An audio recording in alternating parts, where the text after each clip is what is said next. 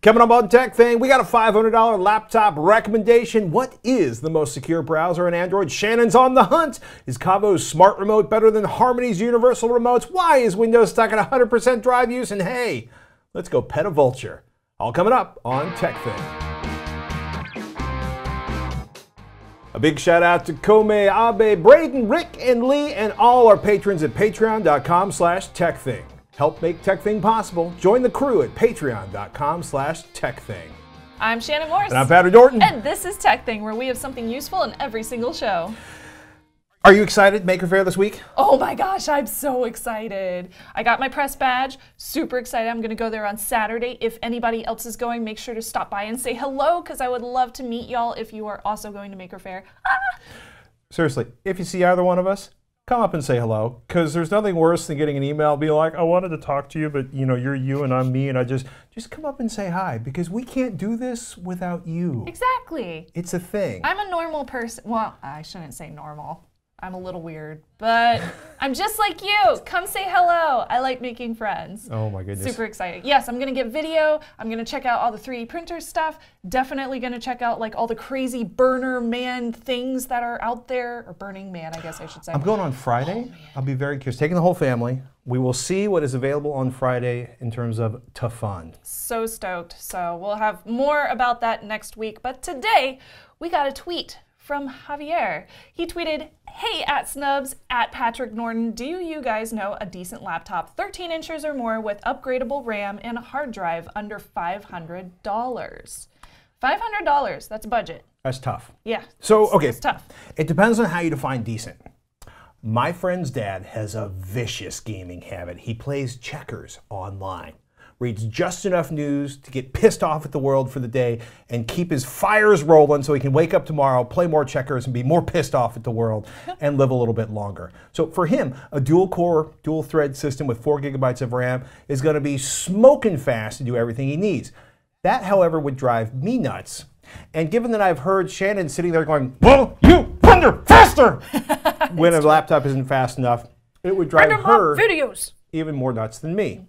If you're using multiple apps, coding, working with any kind of media in terms of rendering or editing, I'd say that the Patrick Norton minimum decent specs, Core i5 CPU, 8 GB of RAM, and an SSD for Windows 10. Yeah.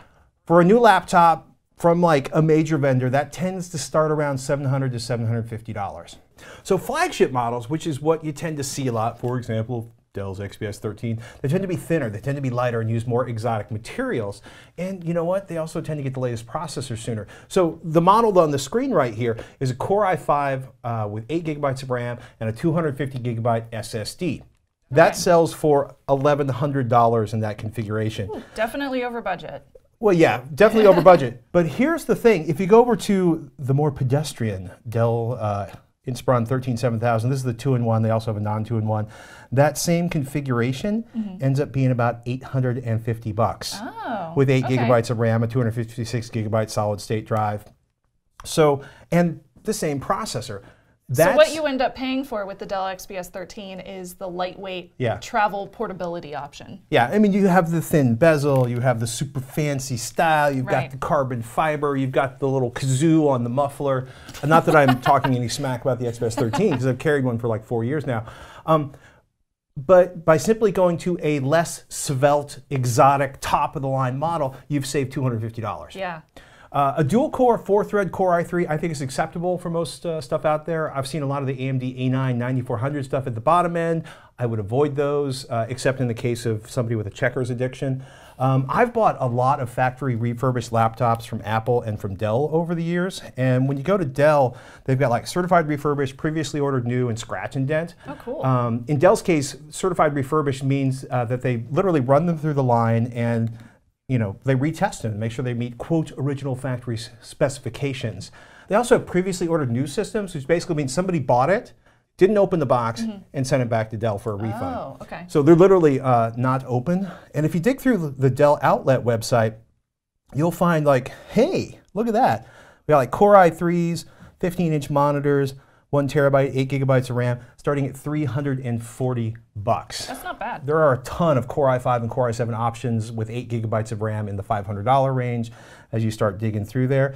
I would prefer that people got an SSD. So if you narrow that list down to SSDs, you have a lot fewer options, but you're still looking at like Inspiron 15 3000s with, there's a Core i3, those are 408, and oh, wait for it, $425 for a Core i5, 8 gigabytes of RAM, and a 1 terabyte SATA drive. Ooh, so hey. The trick is shopping around and keeping an eye on the specs. Yeah, totally. You know, I think what you probably are planning on, because you asked for upgradable RAM, you probably want to add more RAM later. Keep an eye on that because RAM is expensive these days. The prices have gone up a lot. Another laptop to take a look at, a lot of people love the ASUS VivoBook F510UA FHD laptop, Intel Core i5 8250U, 8 gigabytes of RAM, 1 terabyte HDD, USB-C, nano edge display, blah, blah, blah, blah, blah. That's $510. Nice. You will definitely want to upgrade it to an SSD when you can. Yeah. But you know, that's pretty much everything you're looking for. Not going to be as thin and exotic as the top of the line models. Right, of course. But will cost you hundreds less. I'm definitely one that looks for the travel-friendly laptops just because we go to conventions and stuff like that. But I also need something that can edit video, so I do end up with a lot more poundage. But it ends up being more expensive because I need that kind of power and I need that workhorse. Power is time. So it's very hard to find the perfect laptop, but of course we have a lot of options that we can share on the show. So if you have a favorite laptop bargain that you want to share with the TekThing crew or with the TekThing fans, email ask@tekthing.com or tweet us at TekThing. We want to hear from you. In my never-ending quest to find the most privacy-conscious apps and tools on the market, I've run across a few different privacy-centric Android and iOS mobile browsers that I've been using for the past few months, one of which I have actually started using 100% of the time on mobile. It's true. 100% of the time. That's right. You ditched Chrome? I ditched Chrome on my Android phone for good, and to tell you the truth, I don't miss it. Oh, crazy. So, ladies and gentlemen of the jury, or the audience, whatever you consider yourself, Shannon has 3 options to lay before you. Firefox Focus, Brave, woo, and Orfox. Orfox. What makes these your tops picks? Okay, I'm glad tops you asked. Picks. I'm glad you asked, Patrick. Oh, you're glads I've asked. I'm glad you asked. So the first one that I wanted to point out is called Firefox Focus, which you can download straight from the Google Play Store here. So Firefox Focus is simplistic in nature. It blocks ads, it blocks trackers to give you a much faster browsing experience. Woo! And here they have a whole bunch of different pictures that you can check out. You can customize the search engine in the settings. It automatically defaults to Google, which most of them basically do. And you can also bookmark specific sites to your home screen, which is very similar. And if you've done this in Android, you already know how, but it's very similar to adding a shortcut to your Windows desktop, for example. Bink! Because I go to that website all the time. I do that for some Japanese shopping websites because I don't want to Google them every single time. More Sailor Moon. Yep, more Sailor Moon. It's a bad idea. Don't get into Sailor Moon. You get obsessed. So you can also set it as the default browser whenever you click on links from other applications like Twitter or Facebook. So if I see a news link on Twitter from like The Verge or something, I can click on it. It'll open up straight in Firefox Focus, which is very, very nice because then I don't even have to think about it. When you're actually using the app to browse around yourself manually, if you hit the settings menu, you'll see how many trackers are currently being blocked. And if a site looks super janky because of the blocks, you can also disable it super easy with just a little click. Like block it, disable it? You can disable the blockers and the ad tracker blocking that Firefox Focus does. So you can turn the ads and the tracking back on if for some reason a website ends up being janky by blocking it. Got it. So for example, I visited Ars Technica, which they have banner ads on their website. Most websites do. You can see the blocking in action. If I disable it, the banner ad appears. If I enable the blocking, then the banner ad disappears, if that makes sense. You can also do a stealth option. So this will hide web pages whenever you switch between applications by simply graying them out on the content form. And it will also disable the ability to take any kind of screenshots in the application, which is also super, super nice if like you don't want it taking screenshots of whatever you're browsing. Now at any time, you can also hit the little trash icon to erase all of your browsing history and go back to a clean slate in the browser. Unfortunately, this little trash icon is always there, which if you accidentally hit it, you're going to erase your browsing history. So hopefully you're not doing something super important when you accidentally hit it. There is no bookmark option. There's no saving of your login credentials. There's no customizable settings other than what I already mentioned in their settings menu. It is very, very plain, but it does exactly what it needs to. Private browsing, and it does it fast. And simple. If you just want a simple browser, Firefox Focus is a really good option. So I sense the next step is, what if I'm the kind of person that demands, yay needs, ultra customization ability and privacy stuff? You might actually like Orfox in that case. So Orfox is also available. It's for free over on the Google Play Store. This one, it's so cute. I love the little Orfox icon. But it is on Tor on mobile. So Tor is that onion router that we've discussed previously. Orfox is slightly more advanced in that it automatically disables screenshots, which you cannot turn on whatsoever. So if you need to take screenshots, you probably don't want to use Orfox. And it also has a lot more options built in. So you can still share links to other applications like Firefox Focus, but you can also open new tabs, including incognito ones, which is super nice, so it won't remember any of your history. Orfox also has bookmarking and the ability to customize a lot more settings in the application too. I gotta ask, given that it's based on Tor, and Tor basically runs your packets on a merry chase around the sort of a sub-internet, is it slower? Yes, it is. So here's the thing. If you run Orfox, you will need Orbot, which is a proxy with Tor to run it. Else you will receive proxy errors and not be able to browse certain websites on the web if the proxy app is not running in the background. The nice thing is Orbot it's kind of like a free VPN. The proxy is a VPN tunnel that Tor offers for free for you to use, but it is a lot slower. I found that by running Orbot, Orfox did get noticeably slow. Orfox also has some slight issues when you're running through Orbot. For example, when browsing to a site that had DDoS protections in place with a CAPTCHA, the CAPTCHA may not show correctly. So you can't enter the site. That happened on hack5.org. And I was just like, man. Although, of course, I bring it up to our security professional here at the studio, and he was like, oh yeah, so Cloudflare is doing their job. They didn't recognize you. They thought you were like trying to attack the site. But we've also run into that running perfectly legitimate VPNs where there's banking and investment sites and all sorts of things that you really want to protect when you're at the hotel or in the coffee shop that simply won't run. So yeah, there is quite a barrier to entry with Orfox and some issues, some little bugs as far as how it reacts to certain websites that have different protections in place. But if you can get around those, then it works really nicely. And I like that it has so many customizable settings. So it's basically, if you only use it when you want to be secret squirrel browsing, Tor is the bomb. Then it's totally awesome. Yeah, but if except for CAPTCHA. Yeah, except for CAPTCHAs. Apparently CAPTCHAs are an issue. So that was super fun to deal with. And the last one that I wanted to mention is called Brave Browser. So this one, I love the name, Brave Browser. Fast ad blocker, super easy, and their icon is very, very obvious. This one I've been using for well over a year. It's become my sole mobile browser. In fact, it's become such the big one that I use. I haven't missed Chrome one bit. I thought I would miss like the tabbing or the bookmark syncing from my computer, but honestly, I'm never using my phone to do the same work. And if I do, there's an application for that separate from the browser. For example, if I want to go to the Stitch Fix website, for example, there's a Stitch Fix app. So I don't have to worry about opening the browser for anything like that. I have Brave on my phone too. Brave's awesome. So first off, Brave's settings menu looks almost exactly like Orfox's, like to the T.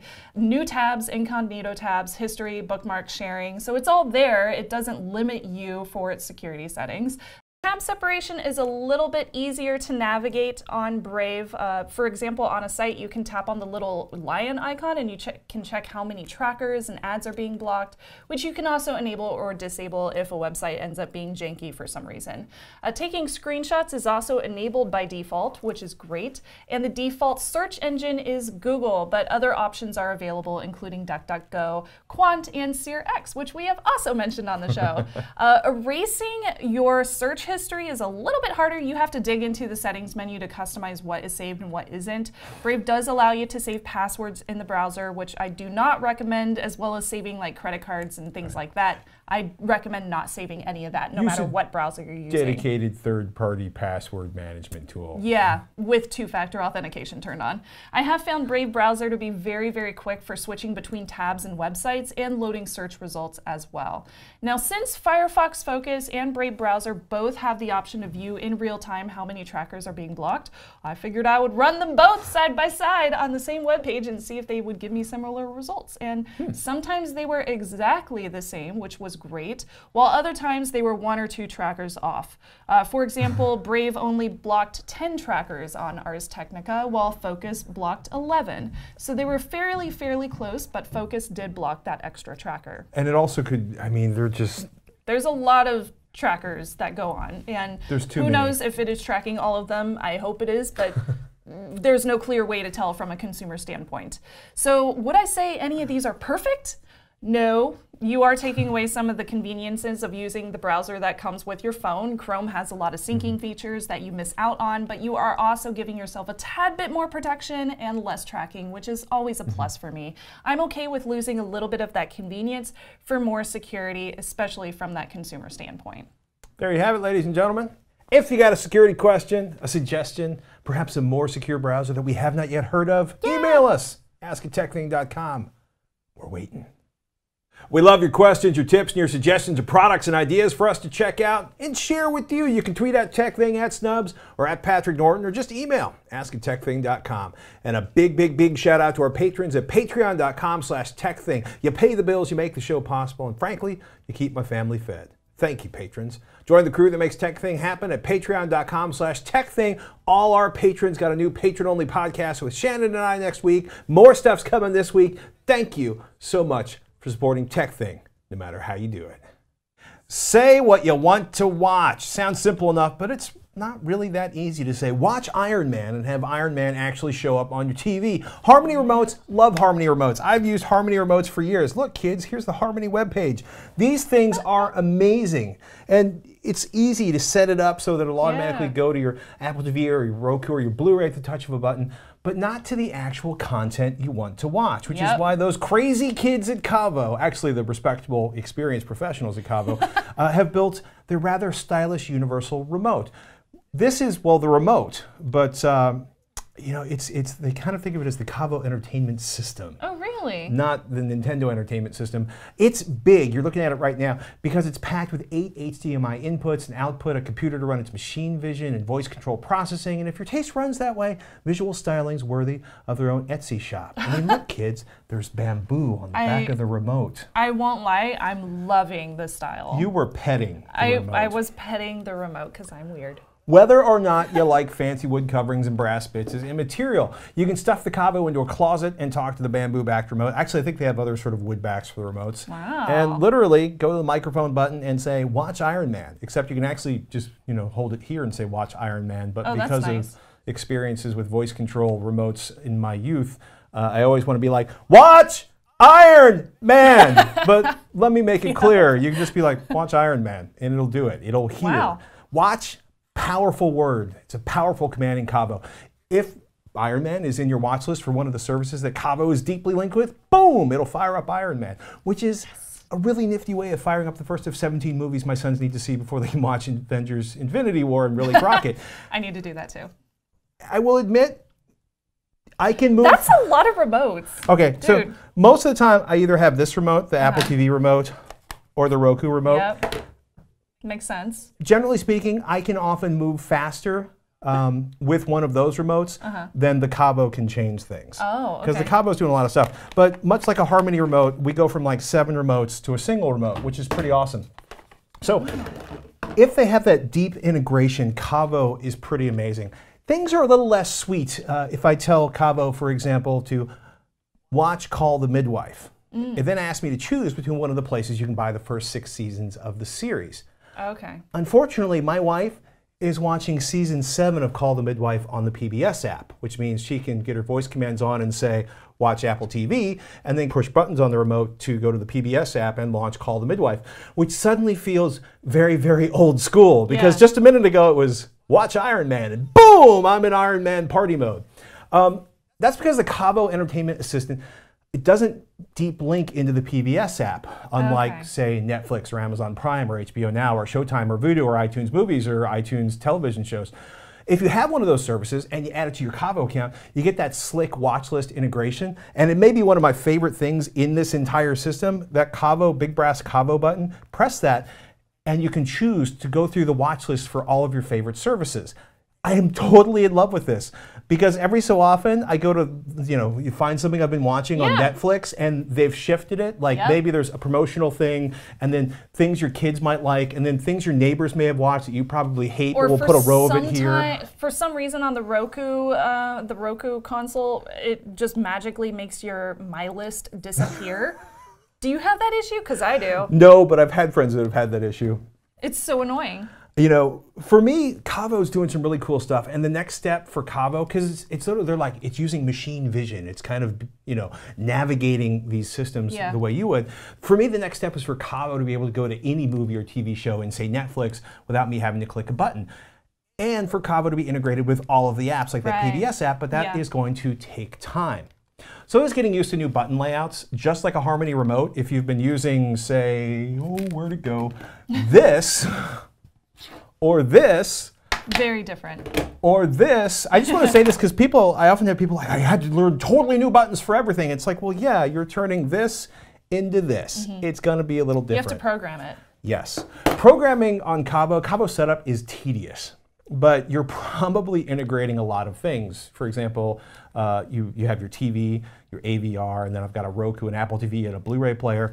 You might have DirecTV or a cable box or an over-the-air tuner or an Xbox One or PlayStation 4, and Caavo makes sure they all work as you go through it. My having a projector at home didn't help. Caavo is more about TVs than projectors at this point. For example, Caavo will consistently turn my Epson projector on, but it's not so good at shutting it off, but they're also very clear if you dig into the FAQs that we don't really do projectors that well. Okay. So this is an interesting product, right? We first heard about this about a year ago, and they were like, machine. I think it was a CES thing. I'm pretty sure it feels that way. Number one, Caavo is cool. It is really a step beyond any home theater control system I've used, though if you don't like talking to your tech, it might not be as appealing. And I know people out there who hate talking to the machines. If you do like talking to the machines, by the way, it can be integrated with Alexa, so that she that is always listening can listen to even more of the things you do. 2, I want Caavo to support more services. I want Caavo to support HDR. It's currently 4K only, which kind of sucks because a lot of the people who would spend $400 on a remote control system probably already have 4K HDR TVs. I want Caavo to switch faster because, I can deal with the stately pace, but I want things instantaneous. When you want a movie and you got kids that are ready to watch a movie, you need to make sure doesn't bother the kids at all. Oh, that's good. They didn't care. Me, I'm like, 2 in the morning and I've got like 40 minutes to watch an episode of Eureka. Man, I want to get there fast. And if something shows up on multiple different channels, like I have a show available on Amazon Prime and Netflix, you mentioned that it would show you the list. Well, one of the things, so there's the watch list, and then what it can do is, let's say I have Amazon Prime on my Roku and on my Apple TV. I can choose what is the default, the Roku or the Apple TV. So if I prefer the experience on one or the other, it will automatically navigate to that for me. That's nice. I wouldn't mind, by the way, if the Caavo cost a lot less than $400 because I'm cheap. So that's a long list for a $400 remote. But when it does its thing, it is very, very cool. Caavo's only going to sell 5,000 units in 2018. I think of this as a very late beta, a sort of early adopter kind of thing going on here, and a way to make complicated AV systems fairly manageable. Like a Harmony remote, but getting down to the content level for a lot of the most popular services. It is certainly not the remote for most people, yet. But I cannot wait to see what comes next from Caavo, because I think they are building this unbelievably cool system that will make all of the things easier to navigate. I'm impressed. I mean, the remote itself is very friendly. It doesn't have a lot of buttons, so it looks like it's relatively easy to understand and get used to over time. And the fact that you can speak to it from multiple different areas, makes complete sense to me. Yeah, I mean, I do this out of habit, but literally, like, yeah, I started forcing myself to just leave the hand down. Yeah. Because it just works. That's and really it cool. recognizes my weird combination of accents. I will say, as far as the remote goes, the volume buttons really need to be closer to the play buttons. Yeah. But, you know, do they have updates? Are they coming out with updates in the firmware? there was a firmware when I first set it up. I think there's been one firmware update since. Yay. They cool. are working fiercely and furiously to make this thing more better. That's awesome. So remember, it's 4K UHD, but it's not HDR, and they do give you a 30-day watch with Caavo satisfaction guarantee. Nice. So if it's just not working for you, you can send it back. Cool. Let us know what you think. Ask at TekThing.com, or you can tweet Mr. at Patrick Norton.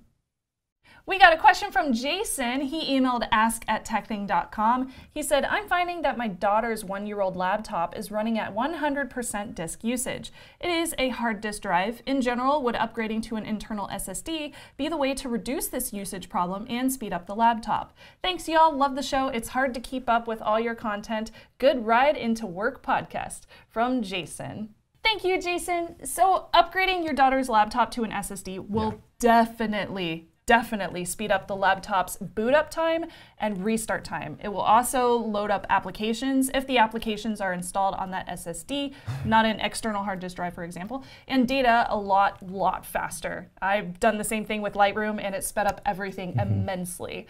That's particularly nice if every time Windows 10 gets updated, but the computer just feels faster. It's amazing. Hard disk drives to SSDs are one of the best things that you can do to speed up a PC. It was one of the most resounding changes that I got on my home computer once I upgraded to that SSD. It was just like night and day. I have an all-in-one that's still a hard disk drive and one desktop. The desktop's kind of a server thing, so it doesn't really bother me, but the all-in-one, it's like moving through my shoes. Now that I have installed an operating system on an SSD, I can never go back to a hard disk drive. I can't. It's just impossible. The boot up time is just like such a change. It's huge. As far as a laptop drive running at 100%, first of all, you need to make sure there's no malware running or some crazy app that's constantly writing to Windows virtual memory. Sometimes the apps for the kids, not so well written. That said, I'd guess it was a Windows pre-search or super fetch problem. And these show up occasionally, often enough there's lots of articles about them. A fresh Windows install might fix the 100% disk usage, but I doubt it will be fixed if you just clone the operating system from the current hard drive to the SSD. I don't think it's going to make it go away. There's a really nice article up on makeuseof.com, 10 tips to fix 100% disk usage and improve Windows performance. And it's got a really nice walkthrough. They're like, well, so, you know, look for malware and check your disk, you know, they're scrolling through. But the big one that you want to get into is disabling, you know, if the other things don't work, disabling superfetch. And a lot of people run into problems with Windows search, where Windows search is trying to constantly, it just kind of gets into this loop where I'm indexing your drive and I'm sucking up 100% of your drive, and good luck writing that file you desperately need to write so you can finish your homework. I wonder if that's what's causing my data hard disk drive at home to be super slow. I need to check. It's worth checking. Yeah. Related note, since at least in my house, the children inherit the older hardware, never underestimate how much performance you can gain by turning off startup apps you don't need running every time you reboot Windows. Up until April 2018, Control-Shift-Escape launches the Task Manager. Look, kids, it's the Task Manager. And you go to More Details, and you go to Startup, and look for things like Hi. And I'm probably going to leave the Intel delayed launcher running there, but if you go into Disable, it will take it out of the startup. And that can make a huge difference, not just because it'll speed up startup, because sometimes you have, especially with certain applications, they load lots of cruft in here. Because they want to make sure they are launched inside of your computer every time you use your computer. So you mentioned April 2018. Yeah, we talked about this a week or two ago. You can actually control startup apps in settings. You go to settings, you go to apps, you go to startup, and you just hit the switch on or off. It's clean and stylish. Yay, thank you for making that easier, Microsoft. And if it's not running, run a defrag or a trim every once in a while if it isn't scheduled to run, because I'm amazed, like, you know, Windows will be like, you're only at 3%, you know, congestion. You don't need to defrag. And I run a defrag and everything feels faster. Trim also on SSD is critical. With the later install, if you have everything up to date, it's probably done once a week automatically. If not, make sure you try to run trim or a defrag. Trim on an SSD, defrag on a hard disk drive every couple of weeks. It can make a noticeable difference in performance. If you have any questions about PC performance, definitely email us. We would love to answer those for you. ask@tekthing.com. Thanks to Hack5 for sharing the studio space. Do Hack5 a solid. Go check out the security and privacy podcast at hack5.org and order yourself some Hack5 gear. The link is right there.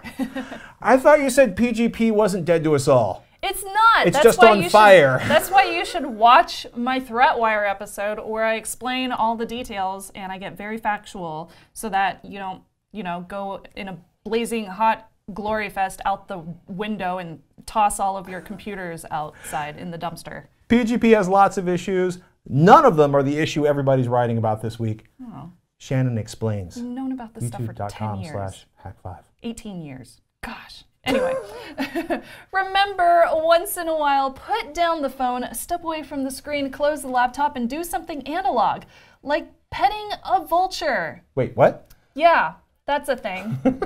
Simon Zarafa tweeted something analog from yesterday. Visit one of our local castles and meet some new friends. And that, ladies and gentlemen, so cool. Is a vulture. That is not a vulture. So cool. Yes, this is Gomez the turkey vulture and Harris hawk. And the young gentleman holding the hawk there is Joseph.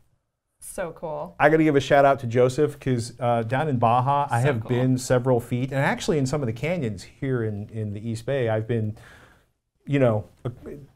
Vultures are big and scary. Yeah, especially when they're doing that thing where their wings come up and they're like 6 feet in front of you and you've just turned a corner on a trail. There's 30 vultures in a tree. Turkey vultures are terrifying for 10 or 20 feet away. To have a turkey, let's look at that again.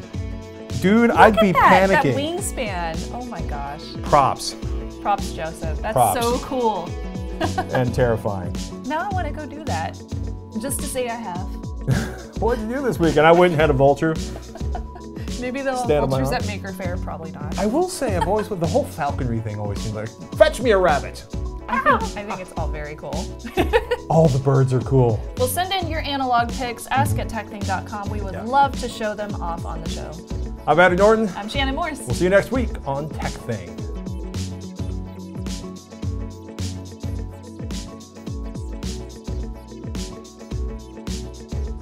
I have held parrots on my arms and taken a picture in like San Diego or something, but it was very touristy. Ever since I shared a living space with a parrot, I will never get, the closest I get to parrots is the parrots in the wild parrots in San Francisco. Oh dude, I heard them for the first time the other day. I was driving down through Pacific Heights or something, and they just started squawking all of a sudden. There's a ton of them. What's crazy is when like 30 parrots sort of do a, fly above your head. There's wild parrots in San Francisco. Yeah, it's a thing. There's night herons living on the street on the Entra on Webster. What? Here in Oakland. What? Like I get chickens in Hawaii, but. And Key West. Parrots. Parrots. It's San Francisco. It's colorful.